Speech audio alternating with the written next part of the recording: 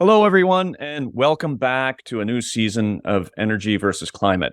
We're excited to be back, and we have a lot of great content in store for you in season 5, starting with today's show. The overall goals of the Paris Agreement are to hold the increase of the global average temperature to well below 2 degrees Celsius above pre-industrial levels, and pursue efforts to limit the temperature increase to 1.5 degrees Celsius above pre-industrial levels. And since coming into force in 2016, about a battalion's worth of world leaders have pledged allegiance to the need to keep warming to the 1.5 C target by the end of the century. And that's to avoid the dangerous impacts from climate change. Now, I was in Paris for COP21 in 2015, and I well remember the activist push to shave that half degree Celsius off that already ambitious 2 degrees Celsius target, and context that we're going to get into later on in the show. However, temperature readings around the globe show that the world has already warmed by roughly 1 degree Celsius on average above pre-industrial levels. And increasingly, climate models suggest that we will almost certainly exceed 1.5 C of average global warming. And that's possibly in the next 5 to 10 years, or maybe even this year, as our guests will speak to shortly. So David, Sarah, and I thought it timely to unpack the 1.5 C target as the topic for today's show. And when unpacking, we're going to look at the science, the politics, and even the ethics around it. And we're very fortunate to have a terrifically qualified guest to help us in Dr. Zeke Housefather. If we didn't have so much to discuss, I could spend a whole chunk of time just unpacking Zeke's fascinating background. But since we do have a lot to discuss, know that Zeke spent 10 years working as a data scientist and entrepreneur in the clean tech sector, where he was the lead data scientist at Essos, the chief scientist at C3.ai, and the co-founder and chief scientist at Efficiency 2.0. Currently, he is a research scientist with Berkeley Earth, climate lead at Stripe, the tech company, and the U.S. analyst for Carbon Brief. It is PhD in climate science at the University of California, Berkeley. Welcome, Zeke. Thank you. It's great to be here. Wonderful to have you. So the format for today's show is this. We're going to do a primer on the 1.5 C target with Zeke, and then we'll have a group discussion, and then we'll have a Q&A. And as always, you can send in your questions via the Q&A box throughout the webinar. And please don't use the raise hand or the chat box. Okay, let's dive right in. Zeke, why don't we start with the behind-the-scenes dynamics that led to that 1.5 C target? Why was preventing that extra half degree of warming seen as so important? And then maybe you could talk to us about how we even measure and define 1.5 degrees Celsius of warming. Sure.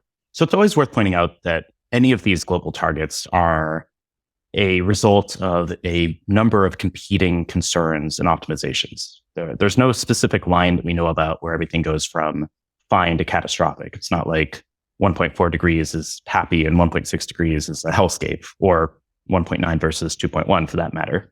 And so these targets come out of a political process, fundamentally.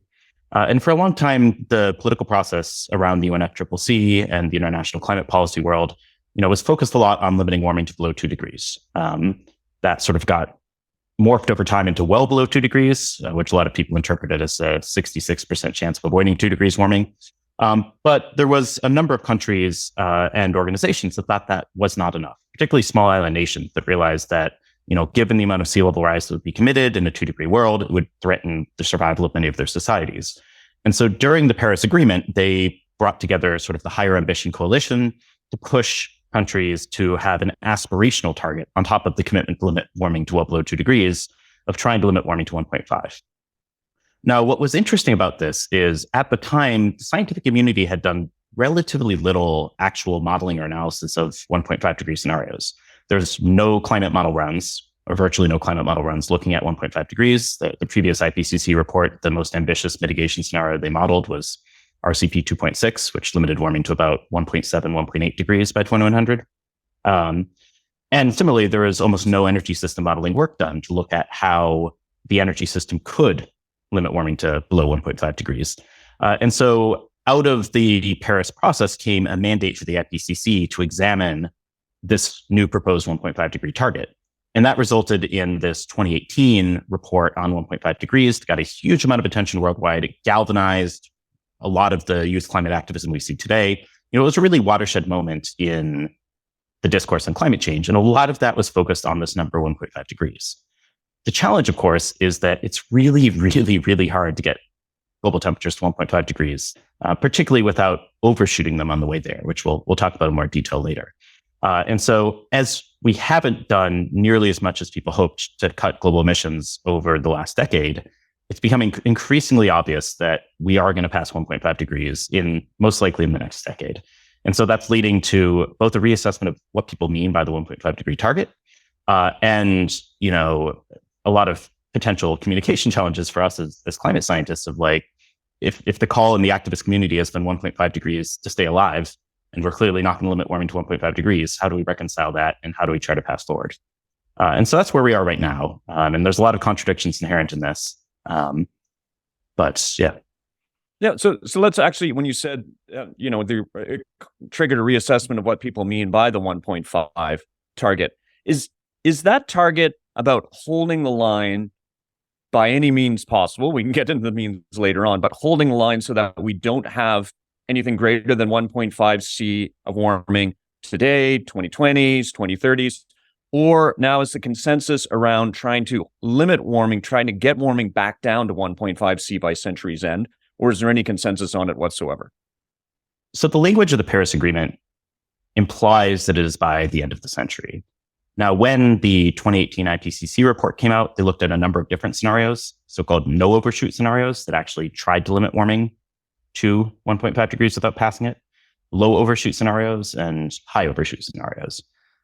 In the most recent IPCC report, the sixth assessment report, Working Group 3, which came out last year, or earlier this year, actually, that report looked at, I think, 230 different scenarios to limit warming to 1.5 degrees by the end of the century. And 96% of those, 221 of them, had some degree of overshoot on the way there.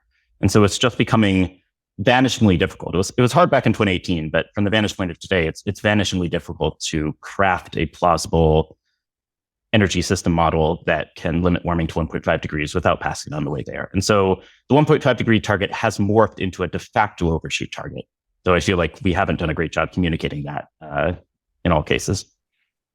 Sure. Isn't it because it's fundamentally a bait and switch? It's like saying, I first say I'm really going to stop drinking, and then I say, no, what I actually mean is I'm going to stop drinking after I drink more. I mean, it's not a failure to communicate. It's a failure to be honest. I think that's certainly part of it. I think folks involved in the Paris process would say, well, it was always about 2100, not about how we get there. But at the same time, I don't think that's how the target was more broadly communicated.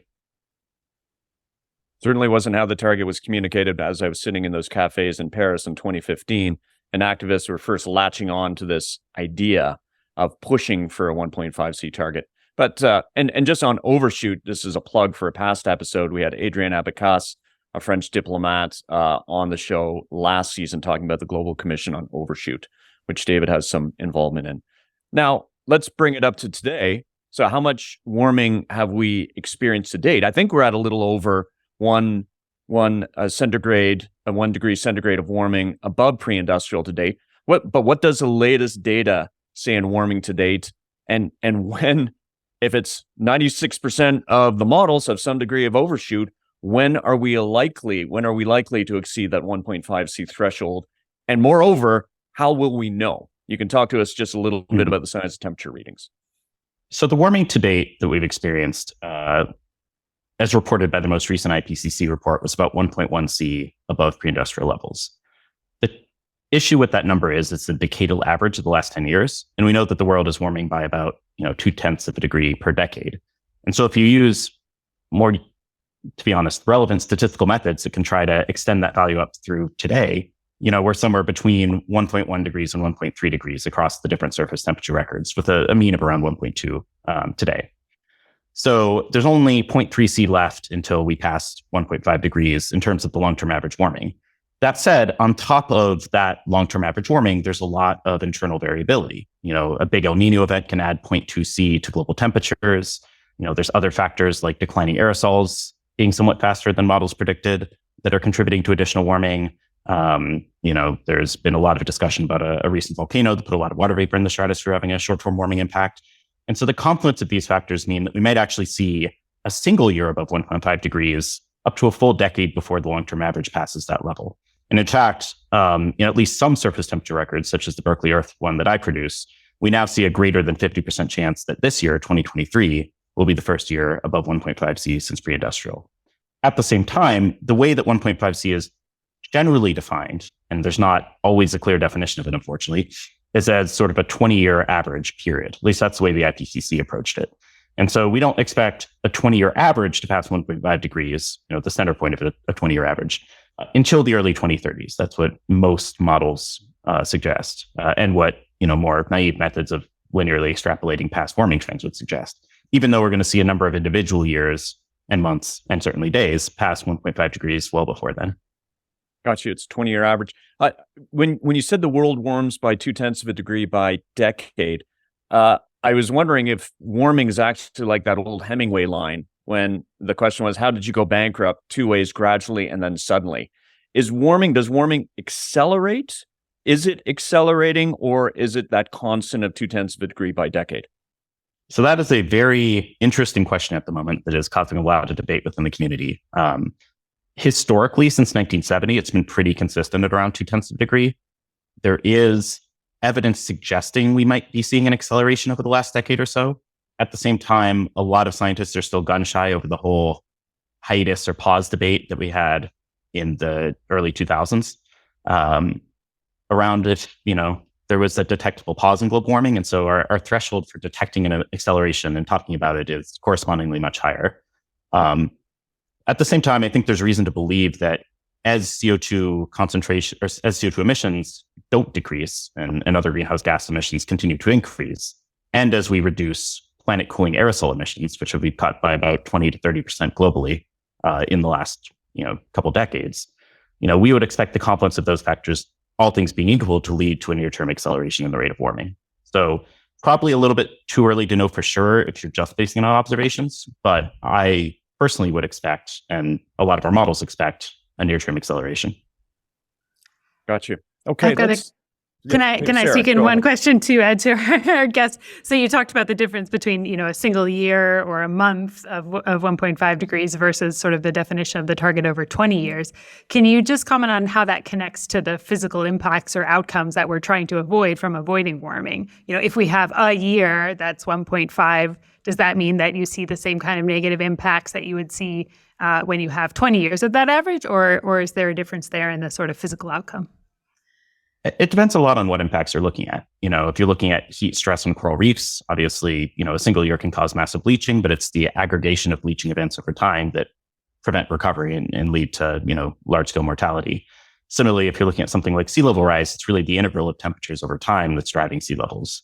Whereas other things like extreme heat events, the likelihood of those is probably going to be roughly the same in a single year above 1.5 degrees as a long-term average above 1.5 degrees, with the caveat that certain phenomenon like El Nino that can lead to higher global temperatures can have some effect on the distribution of heat and the likelihood of heat events in one particular area.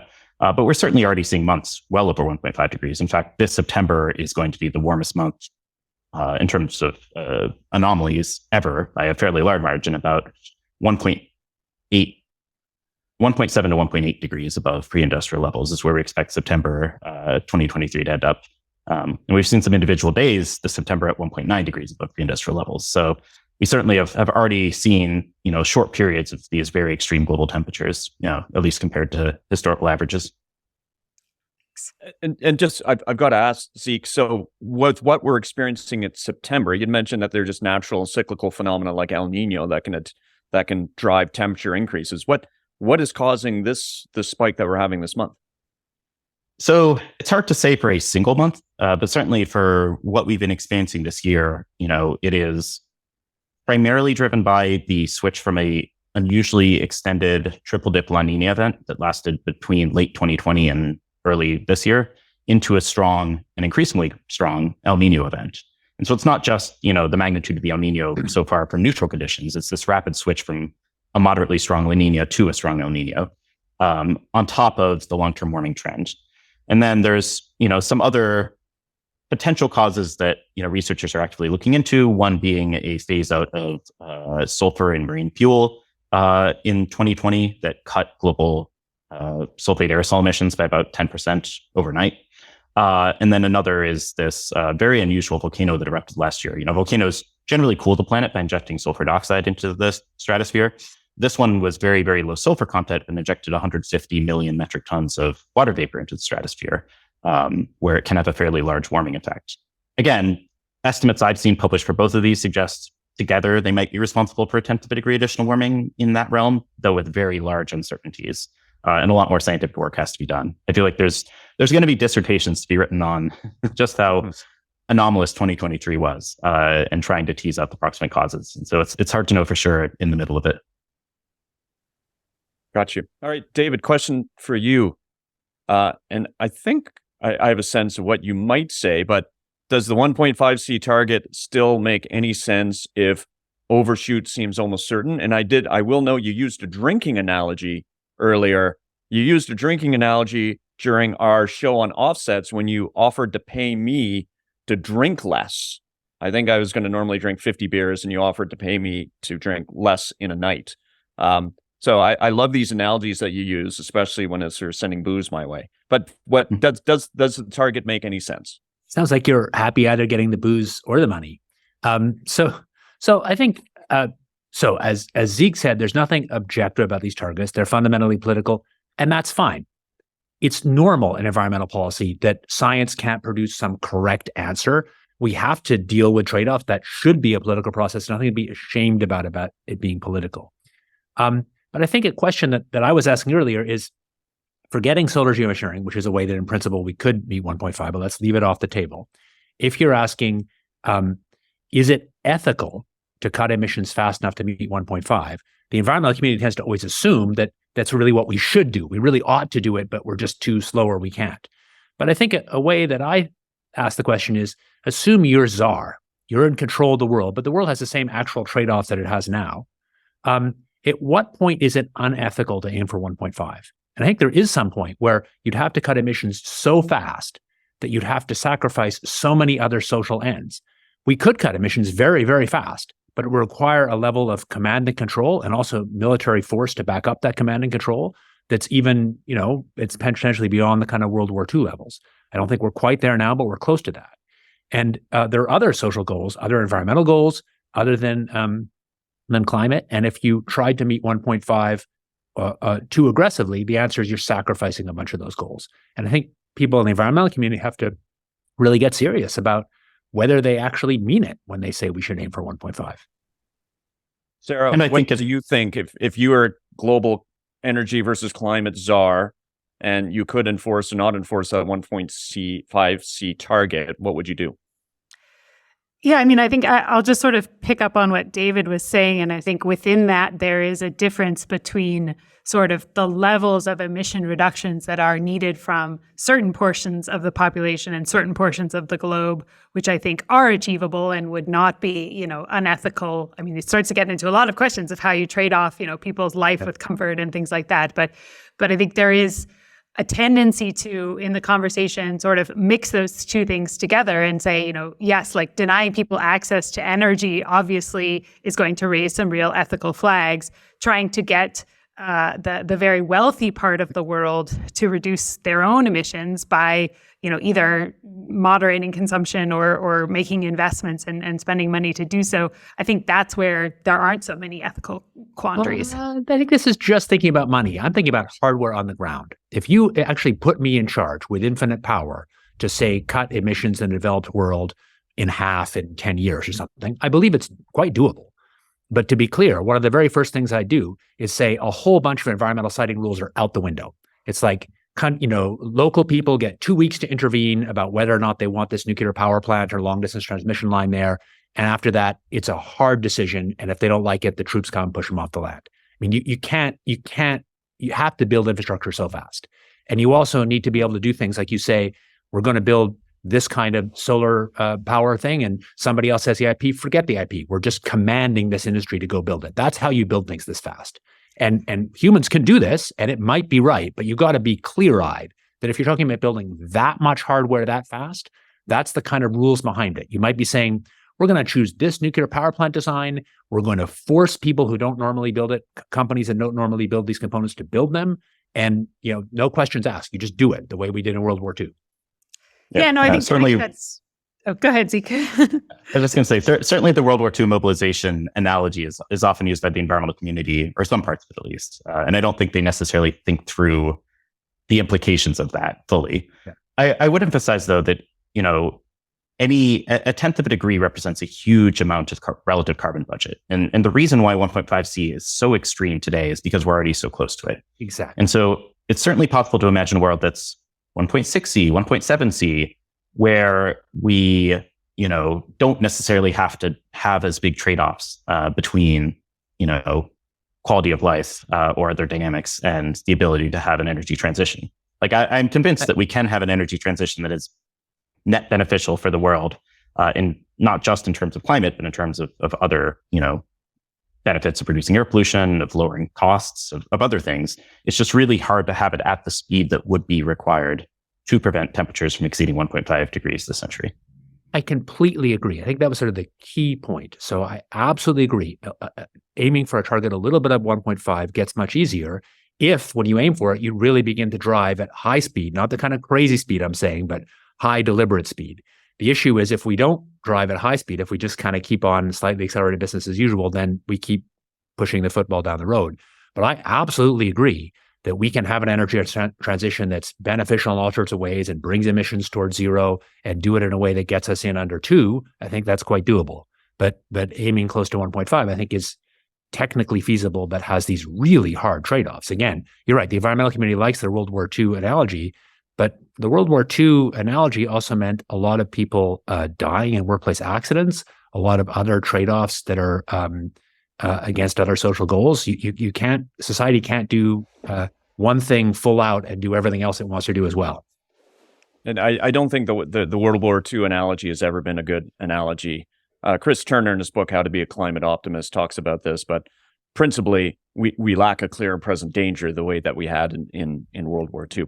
But then it begs the question, so if we're going to have overshoot, but let's assume for argument's sake, and I'm looking around the Zoom images here to see if we're nodding. Let's assume for argument's sake that over time we can make this energy transition. No one thinks that we can't do it. Certainly doesn't violate the laws of physics. But then what degree of overshoot is acceptable on that journey to bending, to getting emissions first to plateau, then ultimately bringing them down to a level, whether it be 2C or 1.5C by century's end, or even by 2150? So I do have to bring up solar geoengineering. This conversation has been all assuming that we're deciding not to do it. But if the scientific evidence, even scientific evidence from many assessments, look at the recent 1 atmosphere report from the UNEP, the scientific evidence is if you wanted to shave off a little bit of warming with solar geo, the benefits might be much, much larger, the environmental and social benefits, than the harms. And so we got to decide whether that's on the table or not. But I do think back to you, David, when do you do it? So let's say we, as Zeke said, by the early 2030s, we've got that 20-year mean. We know that we've exceeded 1.5, we're up to 2, we're up to 2.5. When do you pull the trigger to bring the temperature down by a half C Celsius or some other degree? That's the wrong question. Drawing it down by half C would be a sudden decline. That would be crazy. The kind of solar geoengineering ideas that people are talking about seriously would be a thin wedge that would, for example, start replacing what was happening with the added warming we had from unmasking the aerosol cooling from shipping. And so you could start a thin wedge like that in 3 years if you wanted to. I do think it's worth pointing out that solar geoengineering doesn't solve the need to deal with overshoot. It masks the problem. That has a really potentially big value in reducing impacts in the meantime. But at the same time, the number I always go back to and why I worry a bit about being too blasé about overshoot is, say that we succeed wildly in getting the cost of carbon removal down, and it's only $100 a ton to take carbon out of the atmosphere at gigaton scales. That means to reduce global temperatures by 1/10 of a degree centigrade costs $22 trillion. That's a big number. And so every 1/10 of a degree of warming of overshoot we have, either masked or unmasked, is a $22 trillion debt we're passing down to future generations if they ever want to bring temperatures back down to, say, 1.5 or whatever target they want. And so I think we need to be cognizant of that.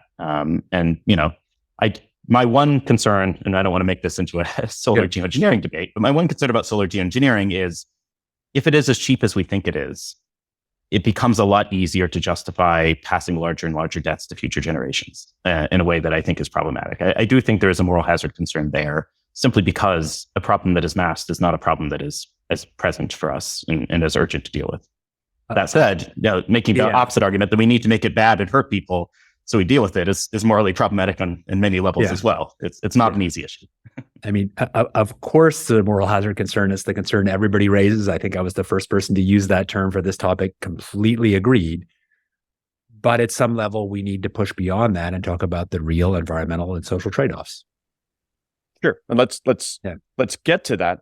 What I'm hearing you say, Zeke, is the more successful we are at mitigation, the less CO2 that we'll need to remove from the atmosphere to achieve global climate goals and to bring warming down to some acceptable level. And while I'm supportive of negative emissions technology, I'm also alarmed at the emphasis that's being placed on their success in recent models, IPCC models, for instance. And when we talk about overshoot and significant overshoot, we're getting to very large numbers of carbon removal that we'll need. We're talking about hundreds of billions of tons of the amount of carbon removal that's required. And that, I work in the space, but that is a massive scale up and a massive reduction in the cost of carbon removal. But Sarah, let's talk about, so we're going to exceed 1.5 C of warming. It's just a matter of time. What are the political consequences of missing that target? Well, I mean, I guess in some ways big and in some ways not. I mean, certainly in Canada, we have a lot of experience, and globally, I think we have a lot of experience with missing climate targets and continuing on. And I think the challenge or the problem would be if we become so focused on it and it becomes such a black and white, like either we do this or we throw up our hands and kind of give up. And I don't think that in the real kind of detailed discussion of what we need to be doing, there is a big risk of that happening, right? I don't think that anybody's saying, well, it's 1.5, and if that doesn't work, then we just go home, right? I think the bigger risk politically is one of communication and kind of communication with the, with the broader population around what we're trying to do here. But I guess I would say on the whole, I think I'm not super worried about it from a political standpoint. Obviously, it's worrying from a physical impact standpoint. But I think that we can continue to have this target. I think the target can still be very useful to try to both measure our policies against and understand where we're falling behind. I think there's little risk of that turning into, what David was saying of, well, we're going to, adopt some kind of World War II style, we just bulldoze people and do stuff anyway. And it sort of is still helpful to at least have some kind of, even if it's aspirational, some kind of goal to be aiming towards. But it's thinking of the inverse, Sarah. Will blowing through the 1.5 C target be a demotivating factor, and will it actually harm progress? Are you worried about that? Again, I mean, aside from the worries about what happens when you miss that target, I'm not particularly worried that it will demotivate people, right? And I mean, I think there is, 1.5 has been central, but 2 is also out there as a target, right? So I think I would be more worried if that was the only target and there wasn't also discussion of a 2-degree target. And I think that there's, maybe I'll just stop with that. I think there is already a little bit of a backup kind of built into the system. I mean, will people kind of use that? And, I'm sure there will be people that write headlines that say, oh, look, we passed 1.5 and the world didn't fall apart. So like we should all, it's all fine and we should all just go home or, whatever it is, the kind of disinformation that will come. But I don't think that will come anymore and necessarily be any more effective just because of a, 1.5 target that we do or don't manage to reach. I do worry about that myself, seeing the new movement within particularly conservative movements, at least in the developed world recently, and that is pivoting from dismissing the science of climate change to accepting the science of climate change, but challenging what they call hyperbole around the impacts of warming. And pushing through 1.5C is exactly that. You would have certain actors, I think, in those communities saying, gee, the sky didn't fall. We didn't have massive heat deaths, or, we haven't had a hockey stick-like increase in extreme weather. So what's so bad? Why do we need to spend all this money in such a short period of time when we should be focusing just on providing energy at as cheap as possible, cheap a price as possible to the globe? I guess I would say two things that I'm interested in David and Zeke's view on that. I mean, I think one is that we are going to see a lot of negative impacts, right, at 1.5. We're already starting to see some. I think the other is a little bit of a, that kind of narrative of the sky is not falling. And I think the other big narrative that we're hearing that I'm actually almost more worried about is one of delay. Like, well, we can, make some adjustments, but it's going to take a long time. It's going to take generations to make this change and this transition. Is that there is no perfect formulism or perfect target or perfect communication that's going to change any of that. That's just going to always be there anyway. And we have to change it by showing that we can build this stuff and showing people that they can, have a life that is comfortable through this transition. And worrying too much about, trying to say exactly the right thing to win over that debate is, a lost cause. This feels like the challenge of our society having debates that have any kind of middle ground. So it's certainly true that people exaggerate climate impacts, for sure, in lots of systematic ways. And the kind of environmental left really talks about existential risk in a way that makes a lot of climate scientists I talk to pretty uncomfortable. On the other hand, climate change is really bad, and we really know a lot about the impacts, and they're no joke. And so the challenge is how to have that conversation in a kind of reasoned way. I don't know how to do it. And I think there is some inherent tension here that as we make progress on climate change, as some of these worst case futures, the RCP 8.5s of the world, for example, move increasingly out of sight, people are going to point to that and say, oh, well, we avoided that problem. It's not going to be as bad as we thought. And that's true because we've taken action on it. And so how to weave that narrative together to, make sure that we're justifying a world below 2 degrees, but not making it contingent on a counterfactual warming of 4 or 5 degrees, I think is a challenge that the community needs to address better. And it is a reason why I do think there is a role for some more ambitious scenarios. 1.5 without overshoot is a very extreme case here.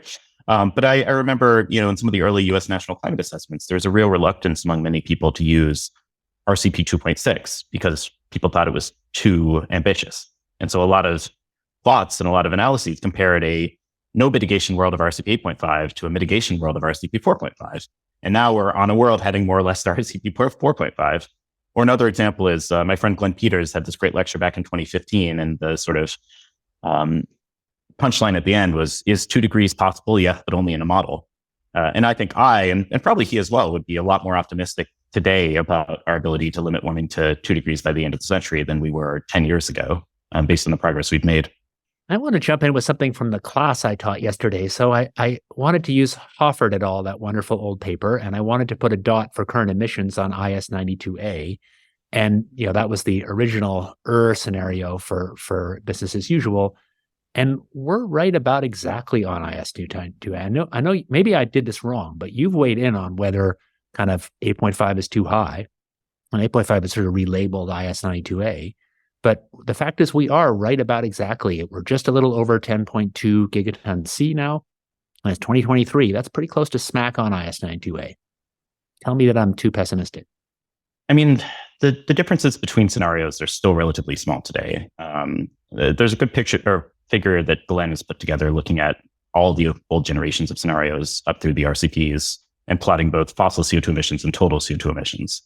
I think total CO2 emissions might be a little higher in some of these than fossil CO2 emissions, but fossil are the ones that are 90% of the growth in most of these scenarios.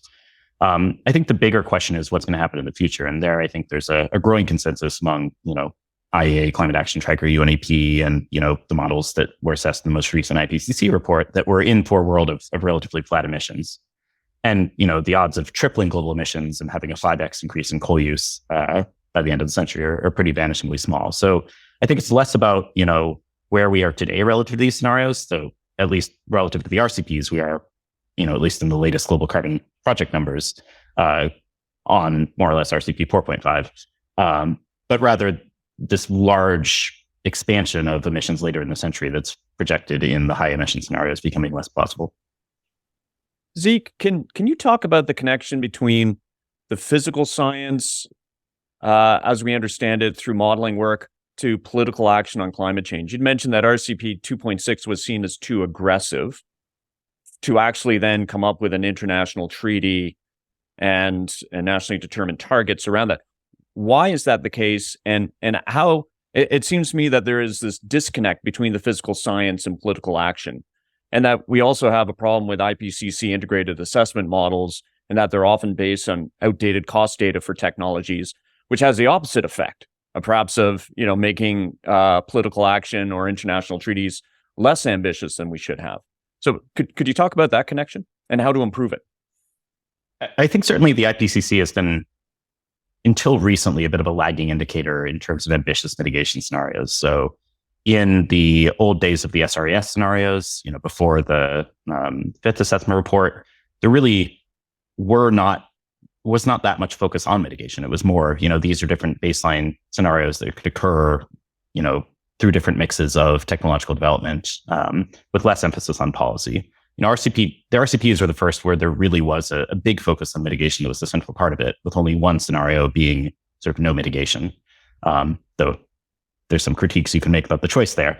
But yeah, you do also point out that there is a bit of a conservatism built into a lot of these integrated assessment models. And part of that is the nature of those models. Part of that is also just the design of the IPCC cycle times. Like the models that are being run today, or the successors to the SSPs, are going to show up in an IPCC report in about 7 years. And so they'll be using assumptions from today. Why that lag? Why does it take so long? So there's sort of a stack of like what ends up coming out in the climate model runs done by the IPCC. First, you need emission scenarios. Then you need concentrations. Then you need climate modeling groups around the world to run those concentration scenarios, which itself takes a number of years because these are supercomputer models using huge amounts of computing power and resources. And then you need to write it all up and publish it in the IPCC report. And because the emission scenarios are the first step in that chain of events that leads to report creation, they tend to be the thing that is the most out of date by the time the report finally comes out. Now, there are more up-to-date models, and Working Group 3 certainly featured a lot of those. But the models that underlie Working Group 1 and all the climate model outputs in terms of energy system assumptions are often pretty out of date. Just picking up, Ed, on what you were saying about the kind of connection between the climate science and the politics, and I'll take that also to the policy. And I think David sort of started to hit on it, which is like there is this reality that, that the science behind what's going to happen with warming is very complex. It's very hard to have these complicated or like sophisticated public debates of, what is actually the outcomes.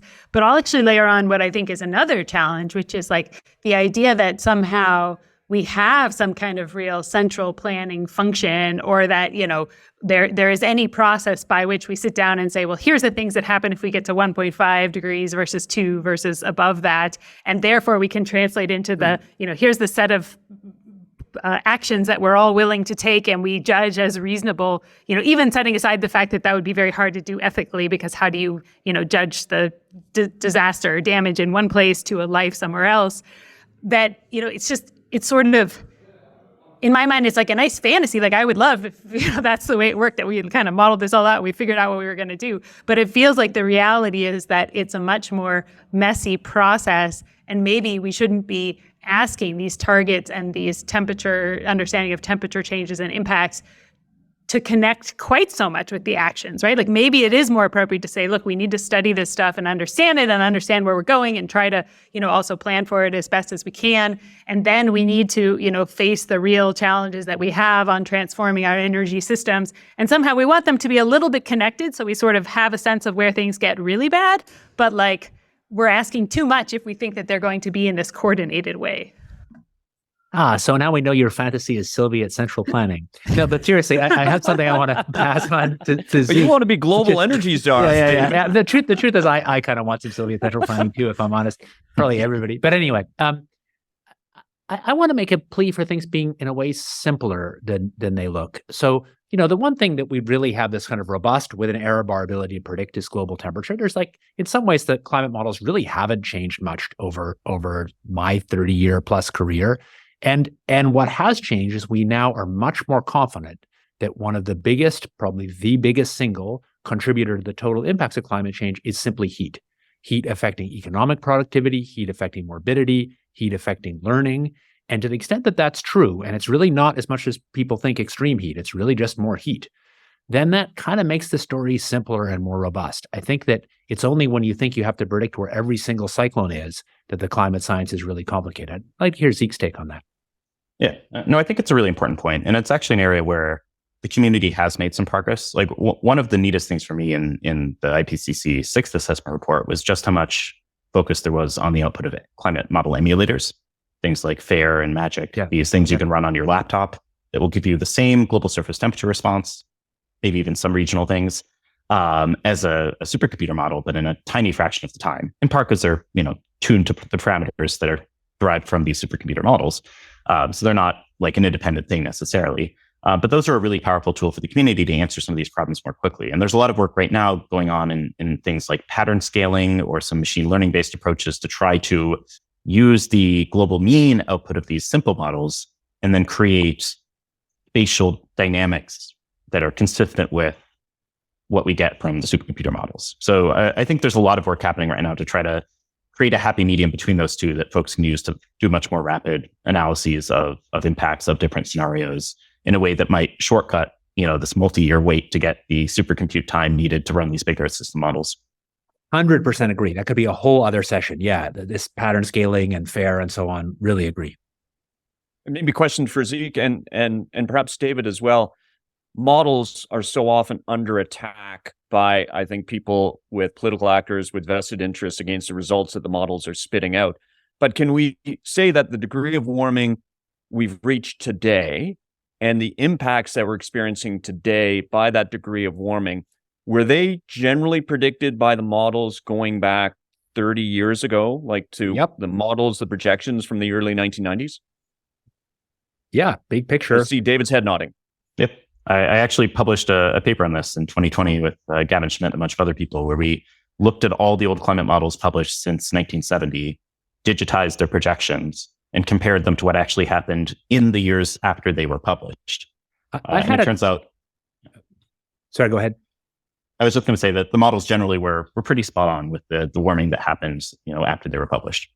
Back when I was in Calgary and getting invited to the Calgary Petroleum Club, I had a line that tended to work on some of these skeptics. I said, it's not very expensive to hire people to build climate models. If you guys are so sure that the climate sensitivity to CO2 is zero, go hire a bunch of people, make the model code. And, if there's some physically correct parameterization that gives you climate sensitivity zero, knock yourselves out. And of course, they never do it because there isn't. Yeah. So we've understood the science, and this is a yay science moment. We've understood the science roughly going back to the 19th century. David, you often say that the first report that kind of got the science right landed on President Johnson's desk in about the mid-1960s. Our models from the 1990s are bearing out today. So there's a pretty straight line trajectory around the science of climate change, the predictions, and what we're realizing.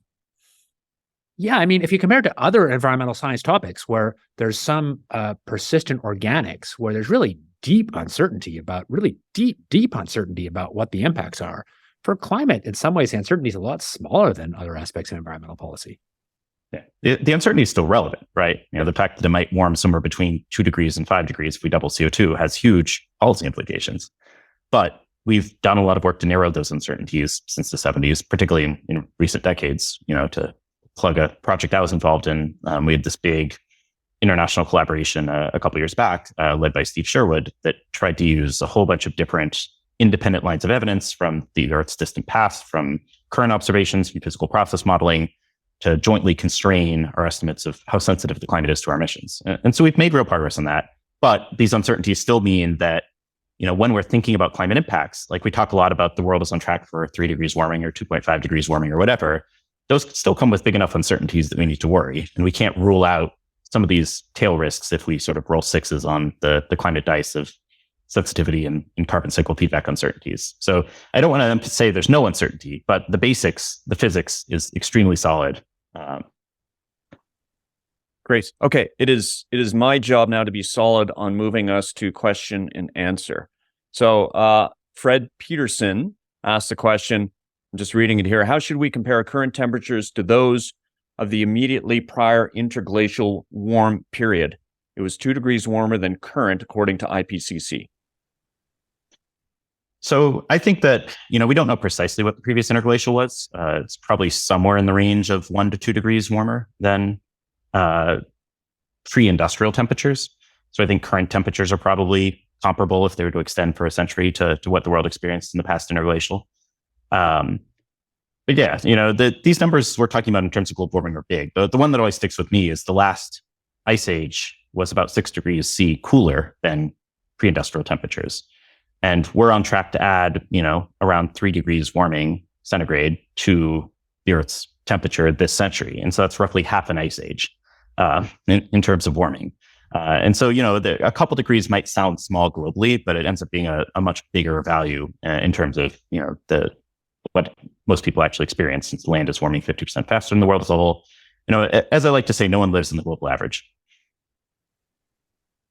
And okay. I guess just adding on to that, that pace of change is the part that makes it really hard as humans to adapt to that, right? And also for all the species that are, seeing that change not over a very long period of time, but over this short period of time. And that raises a fundamental question. It is difficult to react to rapid change, but we humans as a species on life may be better placed to react to that rapid change than non-human species. Is that a fair thing to say?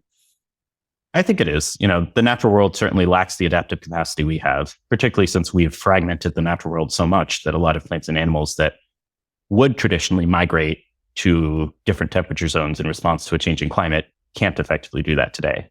At the same time, our ability to adapt as humans really depends on how well we do at solving a lot of the other pressing problems facing humanity. If we're in a world of extreme inequality, poverty, weak institutions, I could certainly see that being a world where climate is much more likely to help push countries over the brink than if we're in a world of, it's wealthy, relatively equal, everyone has a high adaptive capacity. That's actually one of the reasons that I like to think of climate change less as an existential threat in and of itself and more as an existential threat multiplier. If we do bad at solving all the rest of humanity's problems, climate on top of that could be really catastrophic. Yeah, that's fair. And if we do well, maybe the impact on we humans is light or less than expected, but the impact on other species of life is very heavy. Mm-hmm. Jim McPhail, you've got a question. Feel free to ask it. Thank you. I'm curious and concerned, quite honestly.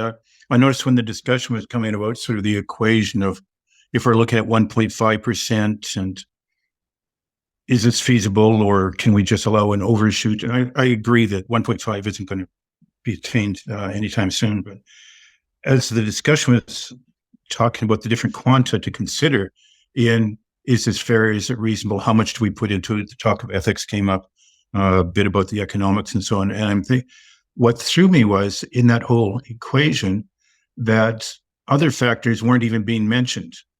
Things like we're losing keystone species in different ecological systems. So a number of communities right now around the world who are being horribly affected. Like many thousand people are treating the climate migrants or just plain bodies. And the discussion didn't even come up to that. And it was mentioned, say that some of the, if you will, the conservatives talk about, oh, well, we don't really need to do this. 1.5, show me the real effects. I'm not seeing effects. It's like, well, hold on. Maybe in your block, you don't see that, but you don't have to look very far, and not even in Canada, to see where the effects are happening. So that's my concern, is that a number of these factors didn't even come into the discussion.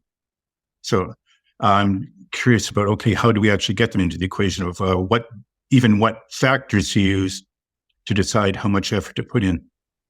Thank you. Jim, just to be clear, when you say doesn't factor into the discussion, are you talking about our discussion or are you talking just to the societal discussion at large?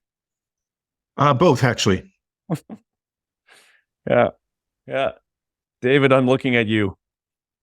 I'm back from a week in India talking climate change and solar geo with a bunch of Indian researchers. And I'll say it really felt different there. The level of seriousness with which the extreme temperatures are taken feels different.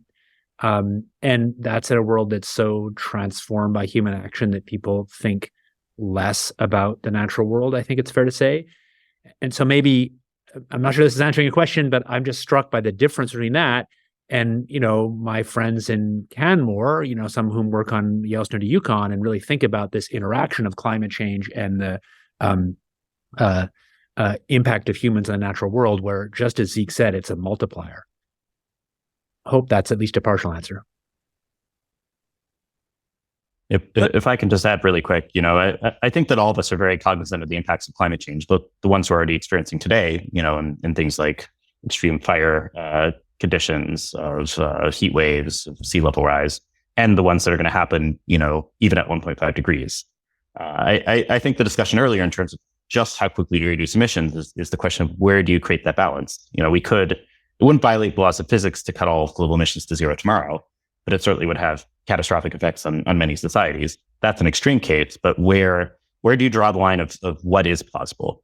And I think right now the challenge is getting emissions to zero quickly enough to limit warming to 1.5 degrees would involve getting all global emissions to zero in the next 20 years. Not just us in the rich countries, but, sub-Saharan Africa, China, India, everywhere. And it's just really hard to see a pathway to do that. Maybe if we do it in the next 40 years, we get to 1.6 or 1.7 degrees, that's a much more plausible pathway from where we are today. But that trade-off of which of those we pursue is not a question we can answer here. It's one of sort of ethics and economics and modeling and many, many different things, all sort of swirled up.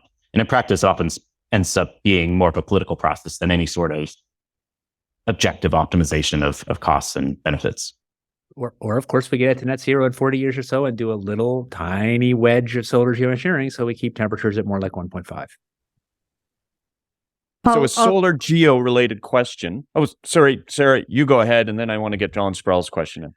Sounds good. I just wanted to go back to something that we were discussing earlier in this context, right? And David, you were talking about, whether people have what kind of rights they have to protest or respond to the proposed projects in their area.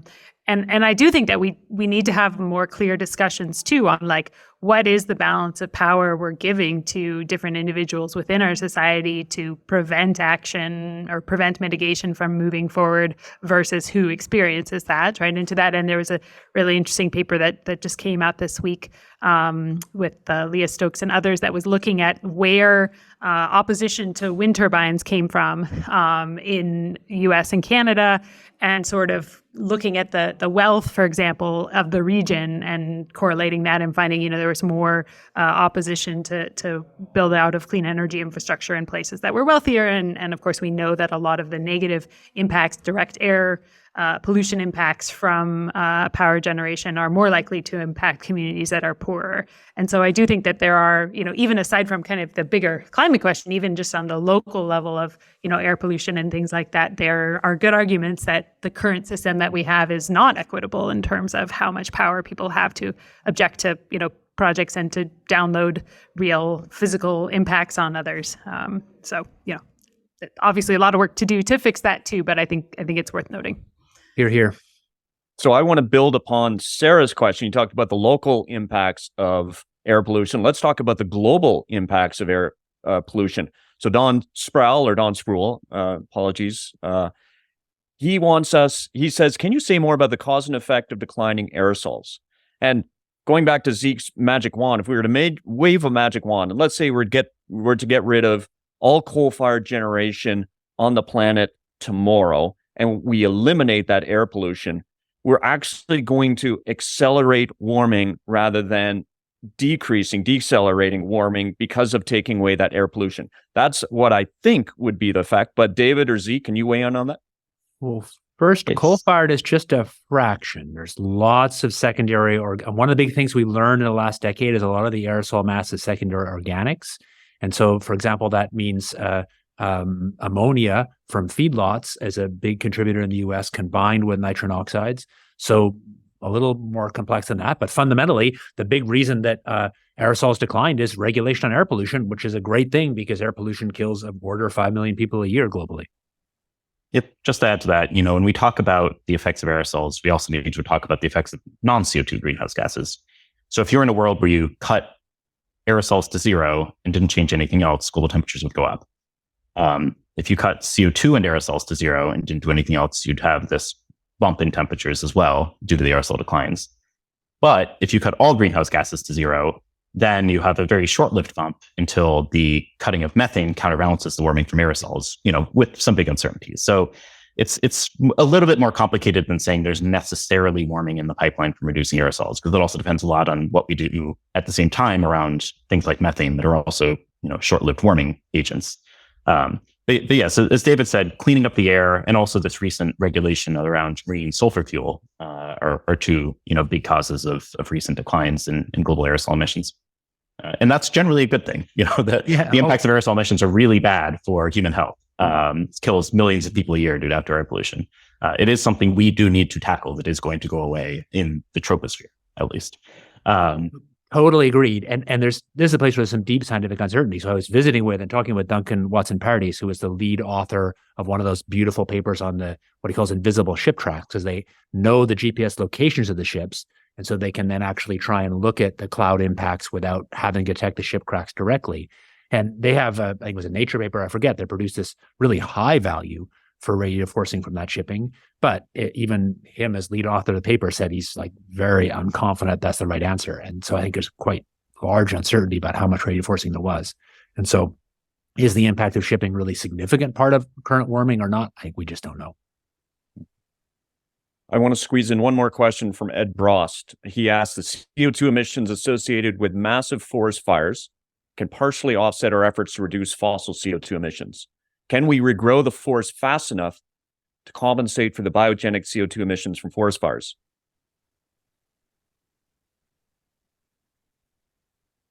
Oh, you stumped us. Zeke. I can try. So it's a really important question. Biogenic CO2 emissions from things like burning forests are from the climate's perspective, CO2 is CO2, obviously, but there's the ability to have a sink replace those emissions. That's not true for something like fossil fuels. It's not like the coal regrows, whereas forests can regrow after a wildfire. However, it does take decades for them to reach, and centuries to fully reach the level of carbon storage they had before a catastrophic wildfire. And so there's definitely a world where wildfires can push up warming or accelerate warming in a way that, might be temporary over the century scale, but certainly could affect, when particular warming levels like 1.5 C are reached relative to a world where we didn't have an increase in wildfire emission associated with, more widespread fire weather from warmer conditions. David, Sarah, anything to add? Nope. I think we've kicked this one around. Okay, let's wrap.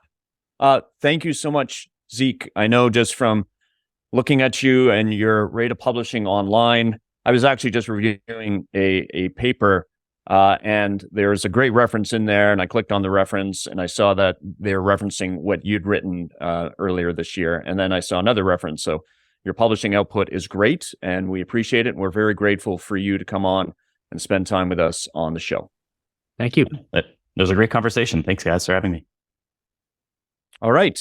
Reminder, this episode is going to be available at energyversusclimate.com and on Spotify, Apple Podcasts, or wherever you listen. Please always review and rate us on your favorite podcast platform, as this helps new listeners find the show. And as always, you can also always send your feedback to info@energyversusclimate.com.